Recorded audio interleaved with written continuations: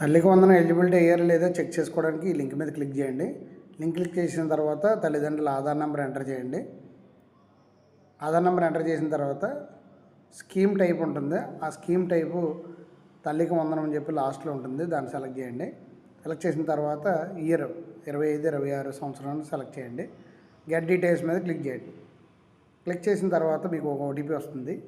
ఈ ఓటీపీని అక్కడ ఎంటర్ చేసిన తర్వాత క్యాప్చా ఉంటుంది, ఆ క్యాప్చా కూడా ఎంటర్ చేయండి.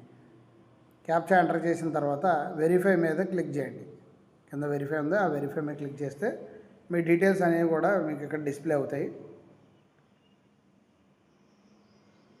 చూడండి, అక్కడ మీ పేరు, మీ ఆధార్ నెంబర్, ఫోన్ నెంబరు, అలాగే మీ ఫ్యామిలీ మెంబర్స్ ఎంతమంది ఉన్నారో అంతమంది డీటెయిల్స్ అన్నీ వస్తాయన్నమాట.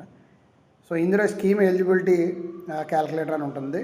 ఇది 7 ఎలిజిబిలిటీ క్రైటీరియాస్ ఉన్నాయి. ఇవన్నీ కూడా సాటిస్ఫై అయితే కనుక మనం తల్లికి వందనంకి ఎలిజిబిలిటీ అయ్యారని చెప్పేసి మనం కంక్లూజన్కి రావచ్చు. సో ఇన్కమ్ ట్యాక్స్ పే చేస్తున్నారా, డ్రై ల్యాండ్ ఉందా లేదా వెట్ ల్యాండ్ ఉందా, అలాగే కరెంటు ఎన్ని యూనిట్లు వాడుతున్నారు, ట్రాన్స్పోర్టేషన్ 4 అంటే కారు ఉందా లేదా, ఇలాంటివన్నీ సాటిస్ఫై అయితే కనుక ఎలిజిబిలిటీ అవుతారు. సో ఇలాంటి మరిన్ని అప్డేట్ కోసం మన ఛానల్ని సబ్స్క్రైబ్ చేయండి, షేర్ చేయండి, అలాగే లైక్ చేయండి. Thank you so much.